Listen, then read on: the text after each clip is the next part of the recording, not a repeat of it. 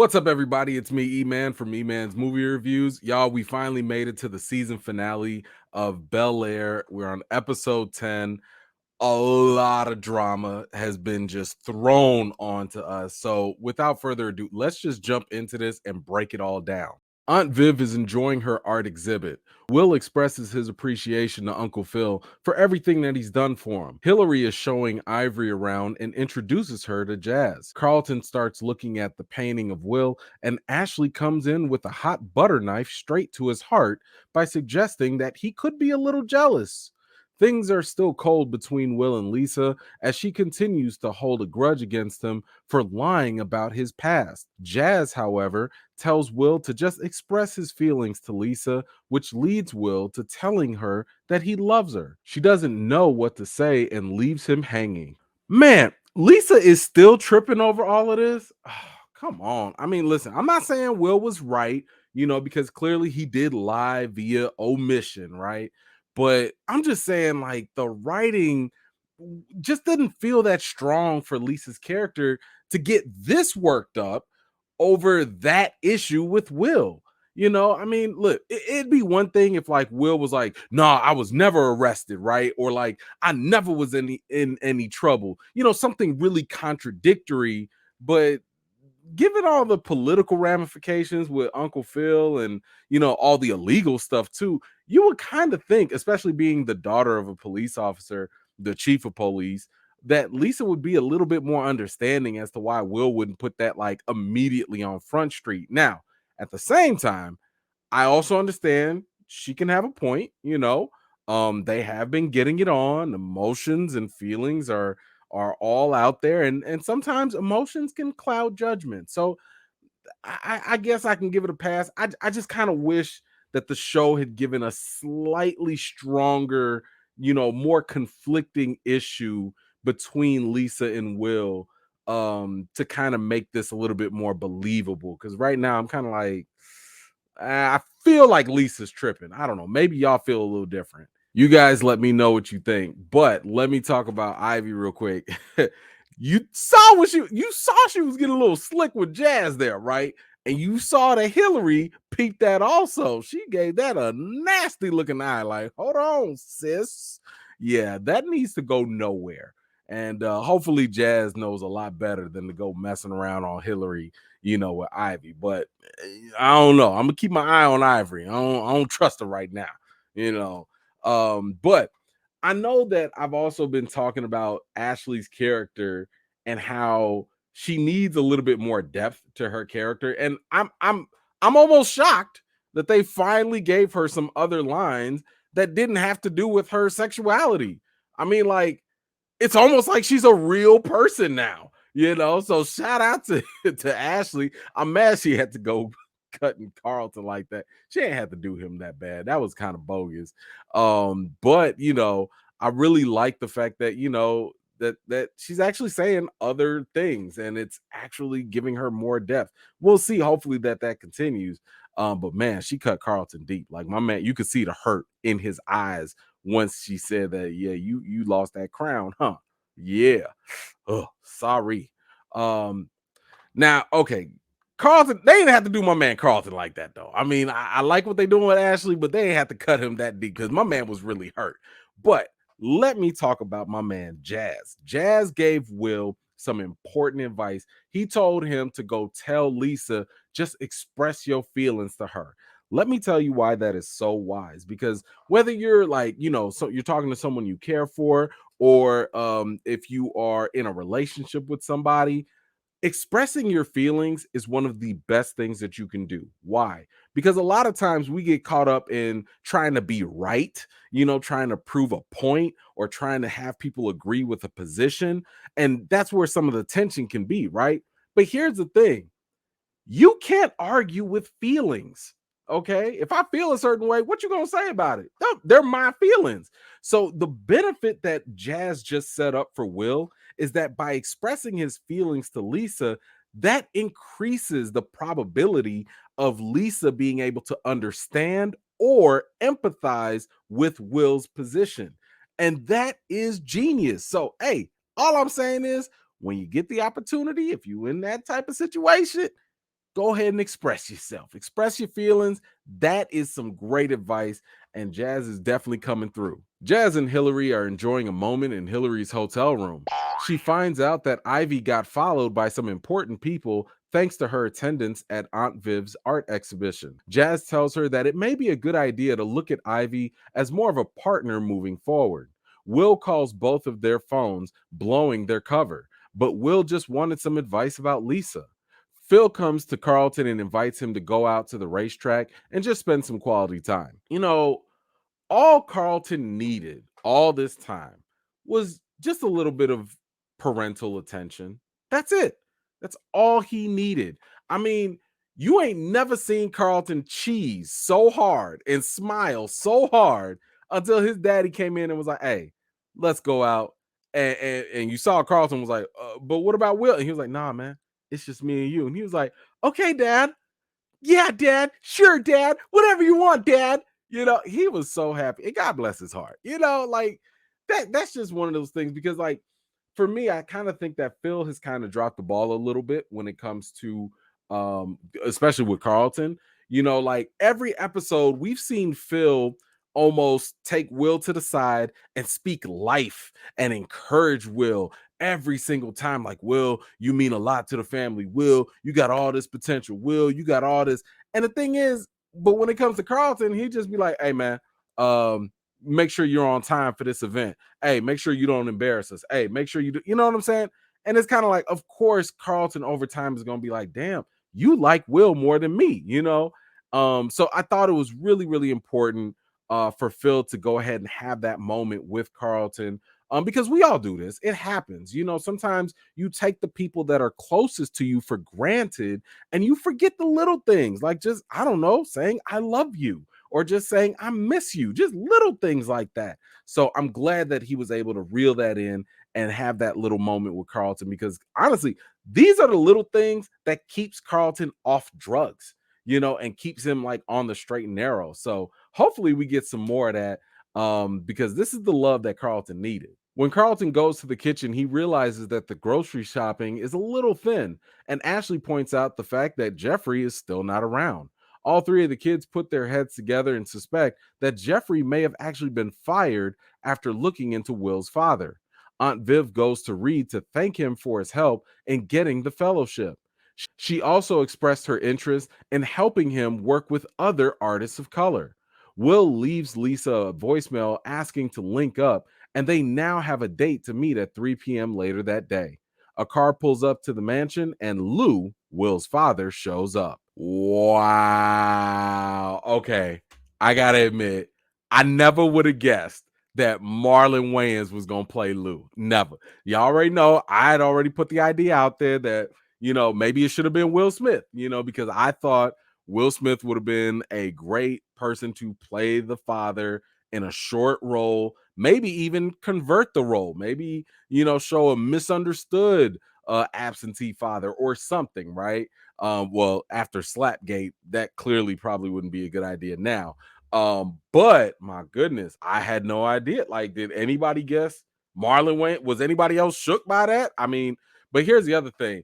I like what they're doing with his character, but we're gonna go into that a little bit later. First of all, we need to talk about Aunt Viv. Did I miss something here?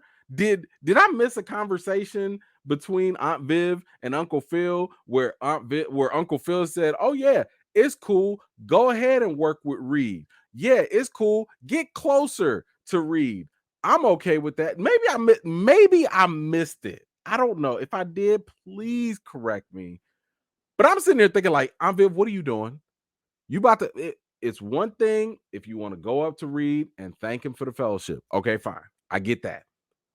But now you actually want to work with him even more. For what? You can't find no other way. First of all, Aunt Viv doesn't even need the fellowship. They rich. They don't need that. They could open up their own gallery if they really wanted to. Just saying, you know. I just feel like she looking for trouble. She looking for trouble, and I don't like it. I don't know. Y'all tell me what y'all think. Lou and Phil start to catch up on old times. Lou says that he's been trying to get his life together and that he's not the same man from the past. He came to Bel Air after hearing from Jeffrey that Will wanted to see him. Phil said that he'll talk to Viv about letting Will meet Lou. Carlton goes snooping into his dad's office and finds the file on Will's dad. After reading it, he tells Will that Lou was actually at the house and he brings the file back to Will. He ends up reading the contents of the file and finds out that Lou was in prison. Viv and Phil talk about the decision to let Will meet his dad, but Will confronts them first.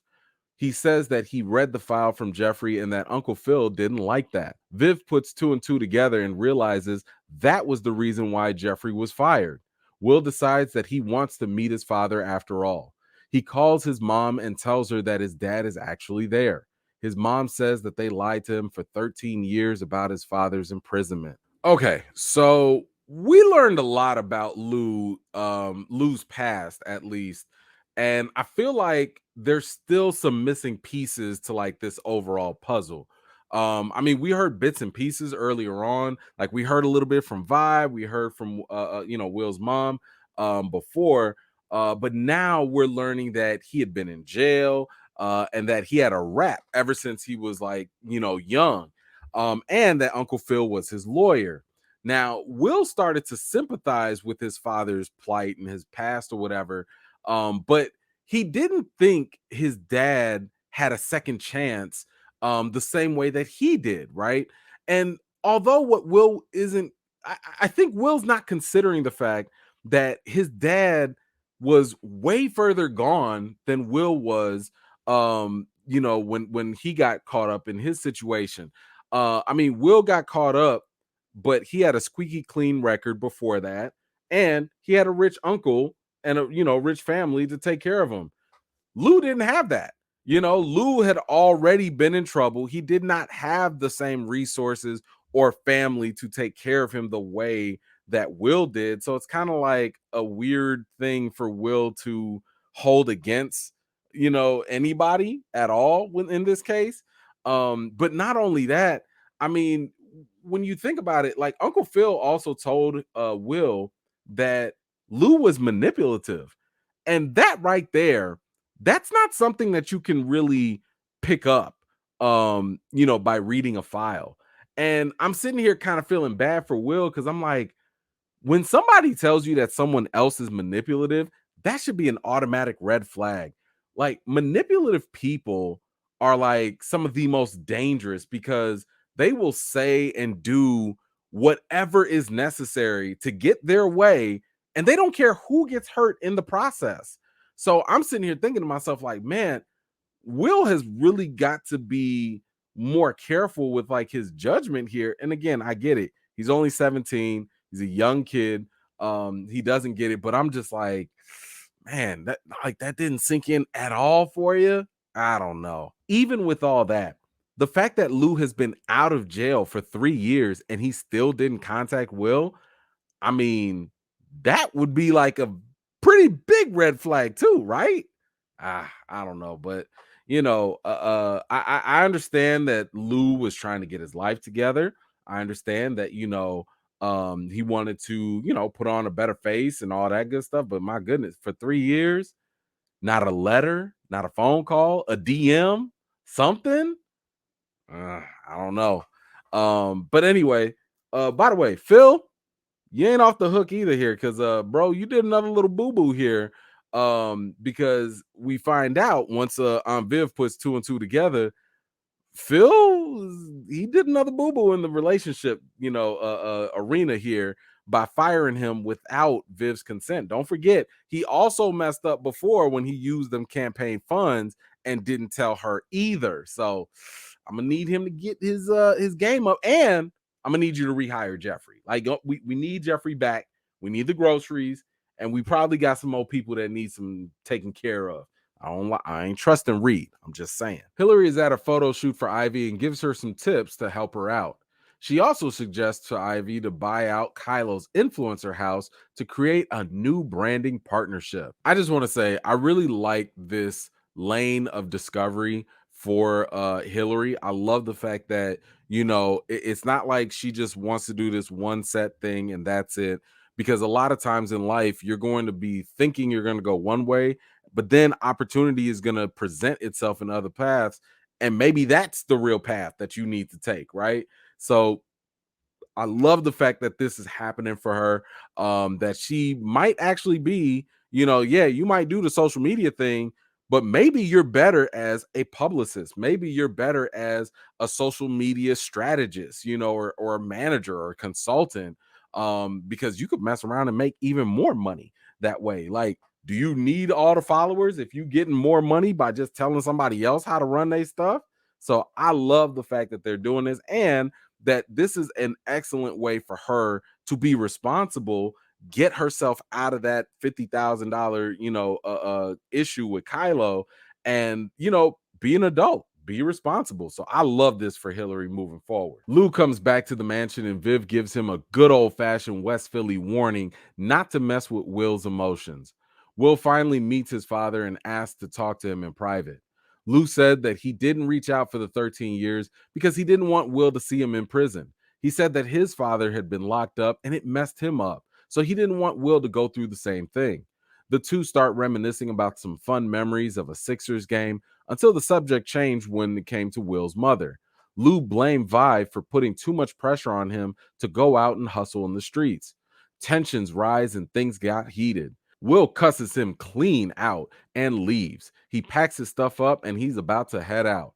The family confronts him and Will blames everyone for leaving him hanging and lying to him for all this time. Carlton slips him some money and everyone begs Will not to leave, but he ends up going anyway. Wow. Now this was a lot. This was a lot. This was a very, very dramatic scene with a lot of stuff packed into it.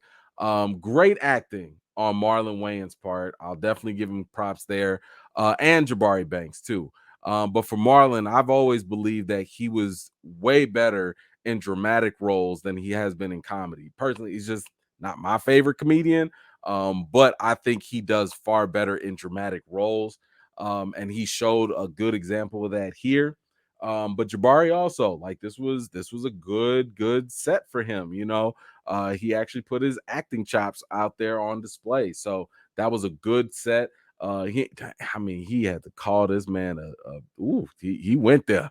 He cussed him clean out, but I liked how even the writing in this situation flowed very well. You had it was almost like a little mini emotional roller coaster where, hey, tensions were kind of thick when they first met. Then they started getting together and talking about the good old times.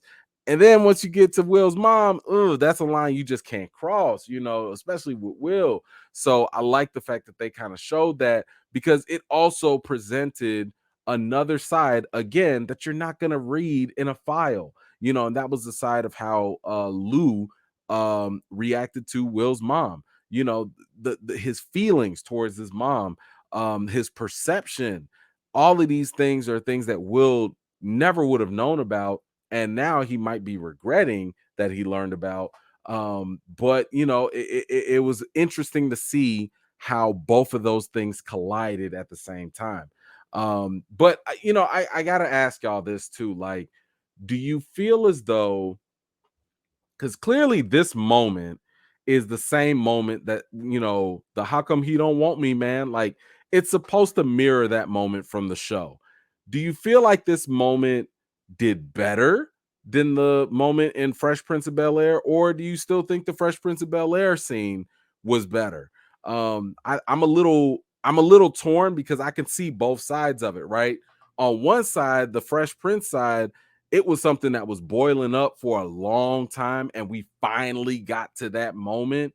And it was something like, yo, after all this comedy, we got this real drama, and it was great. It felt real and it was timely. On this end, we kind of knew this confrontation was going to happen at some point, but they just jam-packed so much raw emotion, with the cussing and the anger and all that. That's not something that we really got in the Fresh Prince. So I don't know which one hit y'all harder, the Bel Air one or the Fresh Prince scene. Let me know your thoughts in the comments about that. Now, I will say I'm a little iffy on Will all of a sudden wanting to run away. I mean, You literally were about to go to jail for a very long time, very long time. And then the Banks family came and saved you, right? But now, because of the ugly truth coming out and stuff, you can't trust nobody at all. I mean, I get that you might have some feelings and about the secrecy and all that stuff. I get that, you know. But let's not act like they didn't have a good reason to hide that. And you literally just found out why. You found out that your dad is not all that great of a person, you know. So you know, Will, I get that he's being emotional right now. And he's a kid trying to find closure in a situation that he doesn't know how to process. You know, this is not something easy dealing with like an absentee parent for a long time. There's a lot of issues that you gotta, you know, go through and stuff. So I do feel for him in this case. But hey, what have I been saying?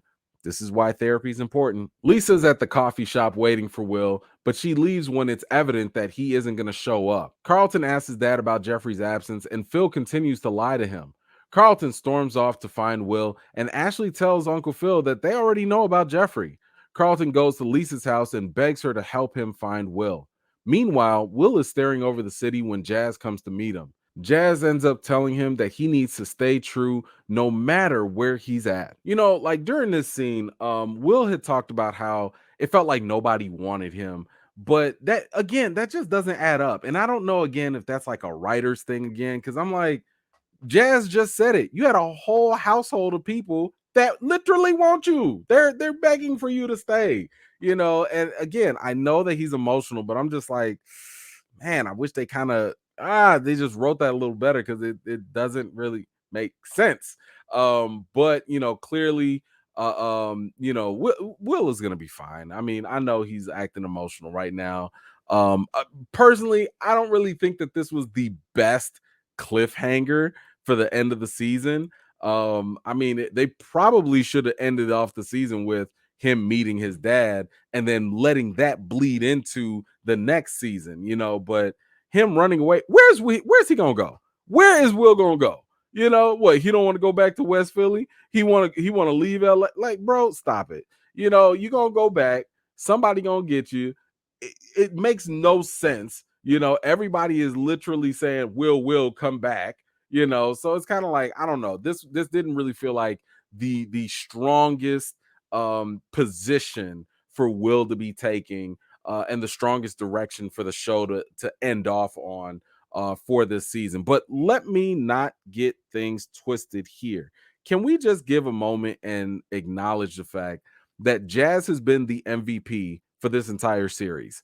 Like, Jazz has come in cool, calm, collected. He's not the butt of jokes. He's actually given everybody advice that they need. He done gave Hillary advice to go pursue her career. He's given Will advice to help him with Lisa, and that's about to help him not make a stupid decision and like probably come on back. So just shout out to Jazz, you know, because my man has been putting in the work. And I love how they're writing his character. I love the actor that's playing him. He's definitely becoming one of my favorites as well. But anyway, that is it for the episode 10 of Bel-Air. That is the season finale. What did y'all think about the episode? Please let me know your thoughts in the comments down below. In the meantime, I want to thank you all for taking the time to watch my video and joining me on this very, very long journey of this show and tuning in every time, leaving your comments. It's always greatly appreciated. So I definitely want to say thank you for watching. And you know, guys, I will absolutely see you guys later. If you're new here and you like what you see, don't forget to like this video, subscribe, and don't forget to hit that bell so you don't miss out the next time I drop a video. I've got more videos and reviews to do for you all, and until next time, I'll see you all later.